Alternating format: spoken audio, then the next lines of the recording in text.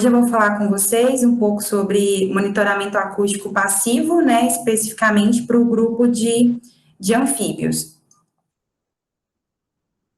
E eu vou começar me apresentando, né, quem sou eu? Eu sou a Carolina, mas já me acostumei com todo mundo me chamando de Carol. Eu sou aluna de doutorado do professor Rogério e sou co-orientada pelo Alessandro, que também foi aluno do professor Rogério, tanto de mestrado quanto de doutorado. Eu sou bióloga, eu me formei no Instituto Federal Goiano, campus Rio Verde, e lá eu também fiz o mestrado na área de biodiversidade e conservação. Quando eu fiz o mestrado, eu não trabalhei nem com bioacústica, nem com os anfíbios anuros, né? Na época eu trabalhei com unidade de conservação do Cerrado.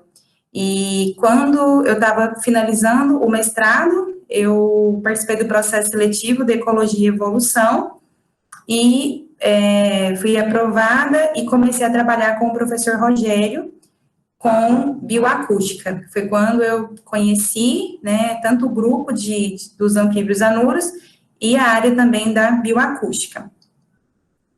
E, além disso,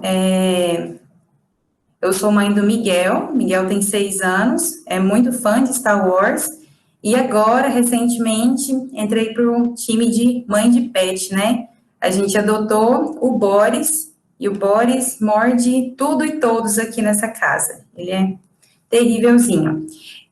Então, como eu falei, eu faço doutorado na Ecologia e Evolução, sou bolsista da CAPES, participo do laboratório do professor Rogério, que é o de Herpetologia e Comportamento Animal, e também do laboratório de sistemática, de Ecologia e Sistemática, com o professor Alessandro, lá no Instituto Federal Goiano de Rio Verde. E como eu tinha falado para vocês, né, eu vou falar um pouco sobre monitoramento acústico passivo, que a gente abrevia como MAP. Então, o que é esse MAP, né? Na natureza, nós temos diferentes tipos de som, sejam eles, né, emitidos pelos animais, que é a biofonia, tanto pelo clima, quanto os sons da natureza mesmo, né? Por exemplo, o barulho do mar, o vento, e os sons que são emitidos, né, pelas ações humanas, que são as antrofonias. E a partir desses sons, né, quando nós temos o monitoramento desses sons através de gravadores, nós realizamos, então, o MAP.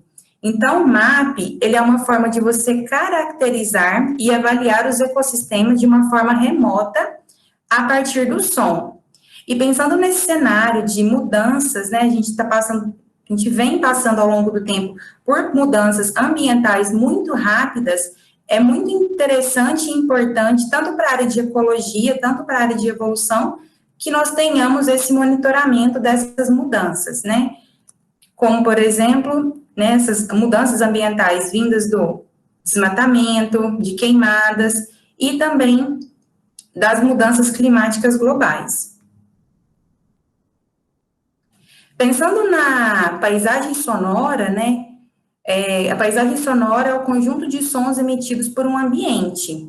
O MAP, ele pode auxiliar na avaliação da biodiversidade e também na estabilidade desse ecossistema. Como que esse ecossistema ele vai se comportar ao longo do tempo. E é possível avaliar a dinâmica da população e os padrões de atividade. Além disso, com esses equipamentos, que são esses registradores, a gente consegue avaliar amplas escalas espaciais, com isso, né, ter um grande conjunto de dados desses locais e a identificação de espécies raras.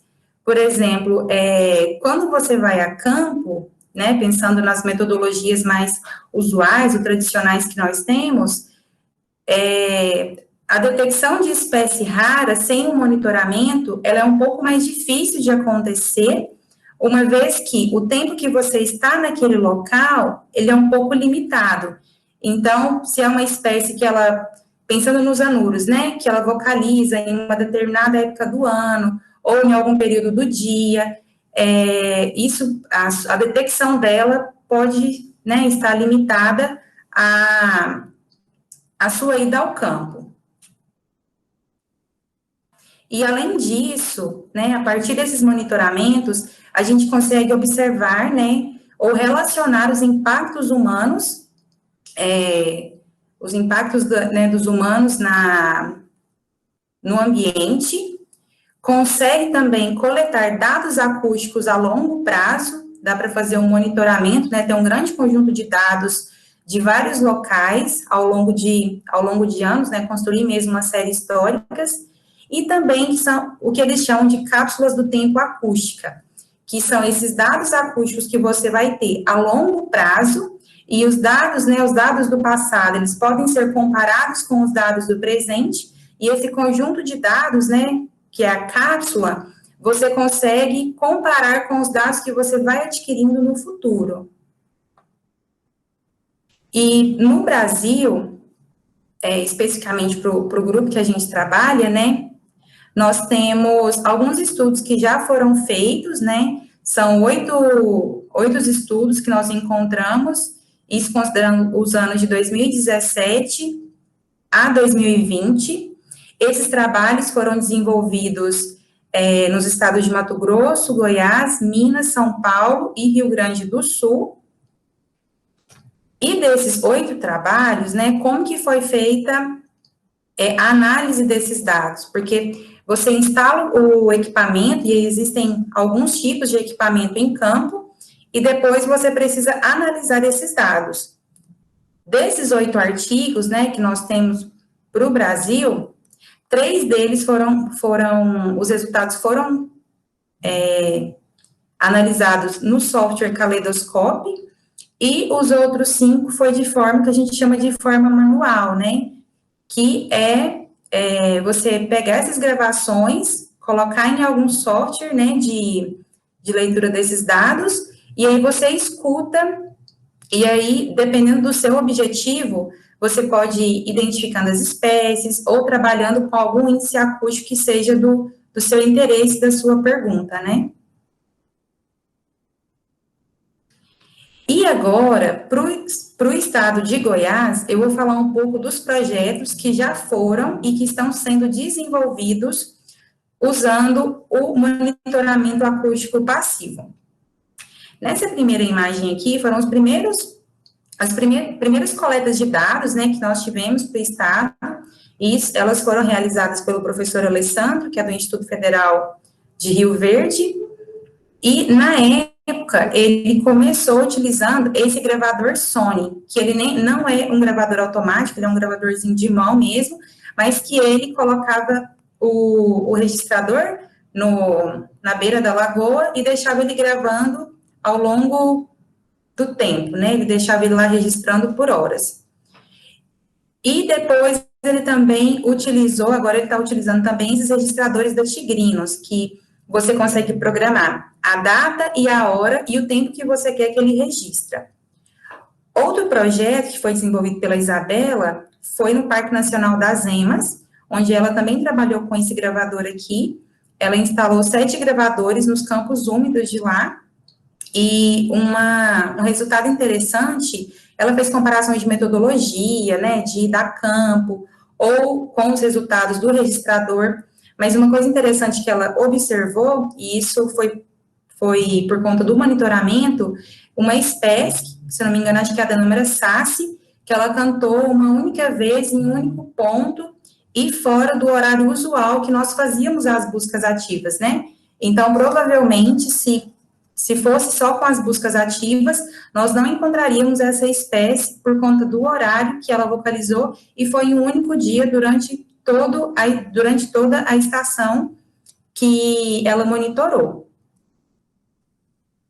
Esse outro projeto aqui, que até eu faço parte a parte da minha tese, né, da minha coleta de dados, a gente está desenvolvendo ele nos municípios de Montevidéu e Rio Verde, no sudoeste do estado de Goiás, e inicialmente nós selecionamos alguns pontos e fizemos algumas análises, né, da paisagem para saber se aqueles locais perderam vegetação ao longo do tempo, se eles ganharam, principalmente pensando no contexto, né, que essas lagoas, que essas represas daquela região estão, por conta da expansão do agronegócio.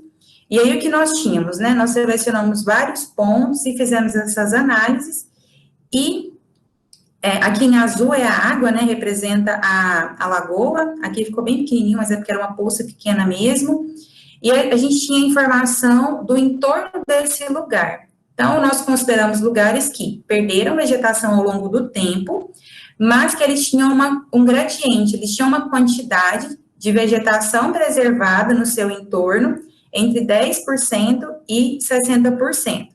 E nós distribuímos 16 gravadores nesses locais que tinham essas características que nós escolhemos.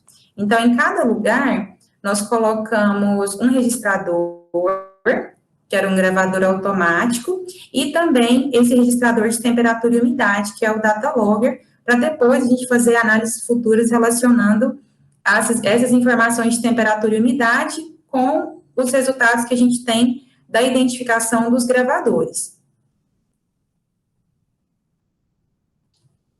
Esses são alguns dos locais que nós instalamos os equipamentos, e a gente colocava eles em estruturas, né, para proteger tanto da chuva, para tentar minimizar um pouco também o vento, né, o ruído do vento no gravador. A gente fixava eles mais ou menos a 1,5 metro do solo, nas próprias árvores que tinham lá, e foram alguns dos pontos que eu instalei esses equipamentos de setembro de 2019 a março de 2020, eles permaneceram lá, e a gente sempre ia a cada 70, 75 dias para dar manutenção, né, fazer a troca de pilha, pegar os cartões com as informações que já tinham sido registradas e programar novamente, dar manutenção para eles continuarem registrando por mais um tempo. Só que, além disso, nós fazíamos também outras atividades, né? Nesse tempo de pandemia, que a gente quase não sai de casa, as atividades de campo estão mais limitadas, né? Quase que é nostálgico ver essas fotos e recordar do tempo que a gente ia a campo, que era muito bom. Então, além da gente colocar esses gravadores e o Data Logger, né, que é o equipamento de temperatura e umidade, nós também tirávamos alguns parâmetros da água. Então, a gente tinha um multiparâmetro para pH, salinidade, condutividade, e algumas outras sondas para nitrato e potássio. Então, aqui eu e o meu chefe master, tirando alguns parâmetros da água. Nessa foto era quando a gente ia dar manutenção, né, dos equipamentos, então eu sempre tinha que levar o computador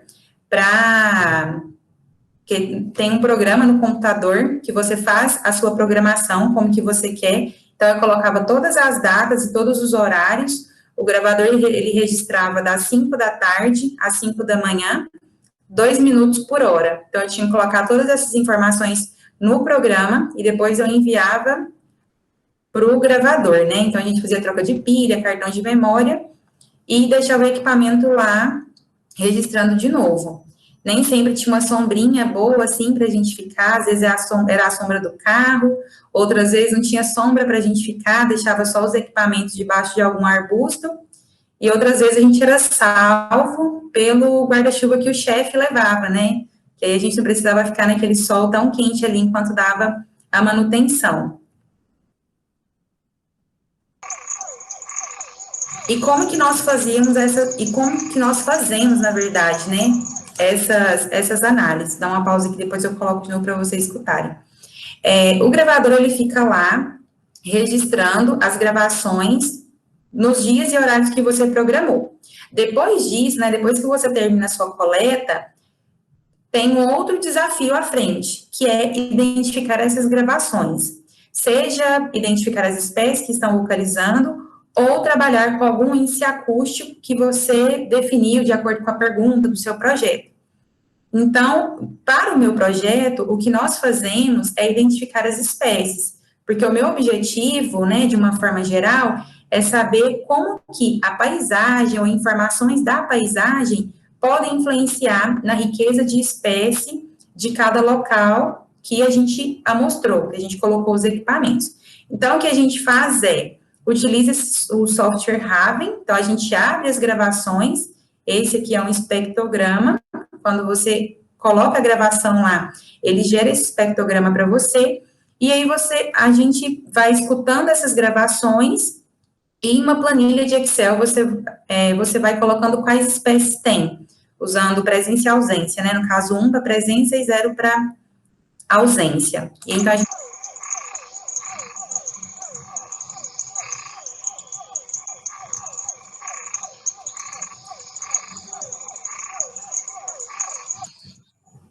e vai colocando nessa planilha quais espécies estão vocalizando, quais são possíveis espécies que você acha, e anotando, né, se você tem alguma dúvida ou alguma característica específica daquele dia.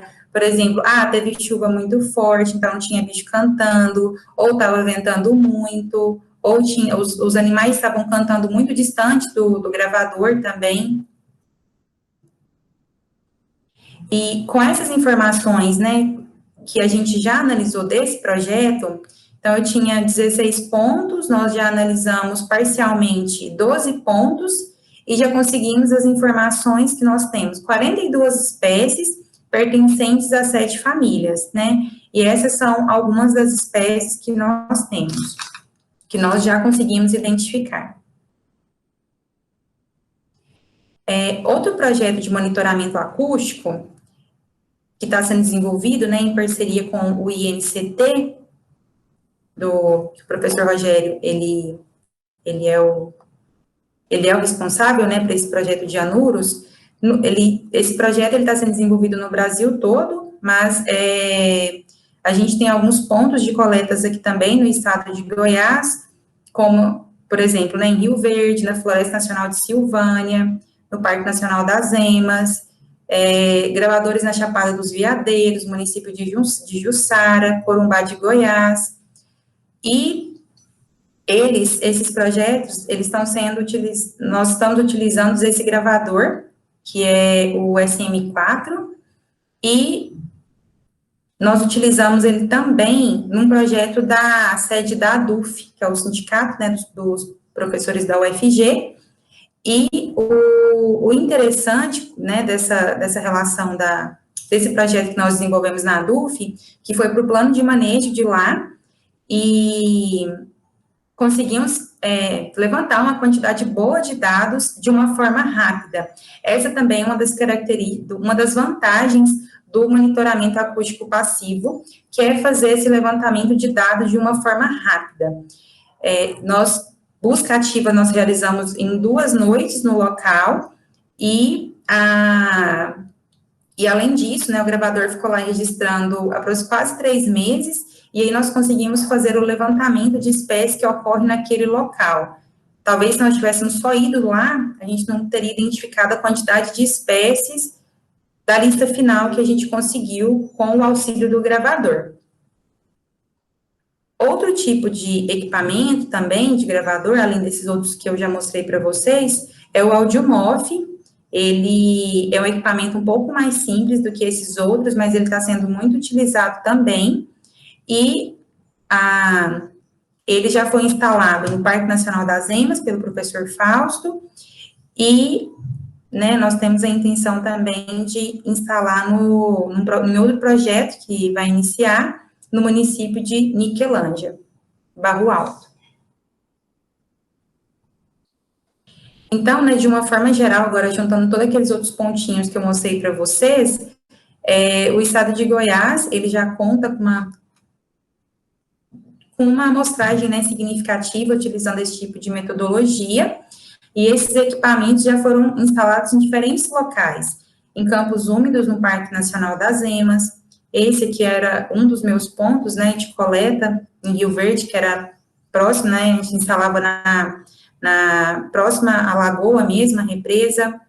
Foram instalados em matas, isso aqui foi lá na sede da ADUF, que nós instalamos, e também próximo a represas, né, a lagoas que ficam próximas às rodovias. Então, apesar, né, nem tudo são flores, apesar de ser uma metodologia bastante interessante, por conta da quantidade de dados que você consegue coletar, que você consegue, das informações, né, que você consegue obter ao longo do tempo, né, ter um grande conjunto de dados, o monitoramento acústico passivo, ele também tem os seus desafios. Um deles é o armazenamento e o gerenciamento desses dados, porque a gente instala os gravadores nos locais, só que a cada tempo, né, isso vai depender um pouco do gravador que você está utilizando, isso gera uma quantidade grande de dados. Por exemplo, nas minhas coletas, a cada 75 dias, eu tinha uma quantidade grande em giga de dados para cada ponto. Então, os meus gravadores ficaram instalados de setembro a março, e eles estão todos agora guardados, né, os dados estão em HD, mas é uma quantidade muito grande de dados que você tem. E, então, tanto armazenar, é difícil, né, armazenar isso, por exemplo, em ou pendrive, ou até mesmo cartão de memória. Então, a gente guarda essas informações normalmente em HD, uma parte, né, está na nuvem também, só que até essa parte do gerenciamento na nuvem é um pouco complicada quando você tem um limite, né, não muito bom, não muito grande na nuvem, e para colocar também demora um pouco, porque são dados pesados.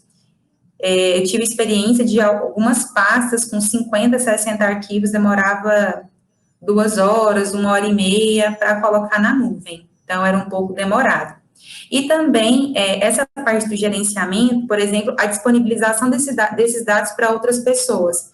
Por enquanto, como a gente está guardando em HD, para você disponibilizar esses dados para outros pesquisadores, para as outras pessoas que talvez nem estejam mais distantes de você, já é um pouco mais complicado para ter toda essa logística. Outro desafio é as identificações automatizadas. Até o presente momento, né, a gente não tem um identificador automático para essas gravações. Alguns estão sendo desenvolvidos, né, como, por exemplo, no próprio projeto do INCT, que estão desenvolvendo algoritmos para identificação de espécies, se eu não me engano, acho que são 5 ou 6 espécies, mas nós não temos, por exemplo, um programa ou alguma função no R que você coloque os seus dados e ele te fale quais são as espécies ou as possíveis espécies que estão ali.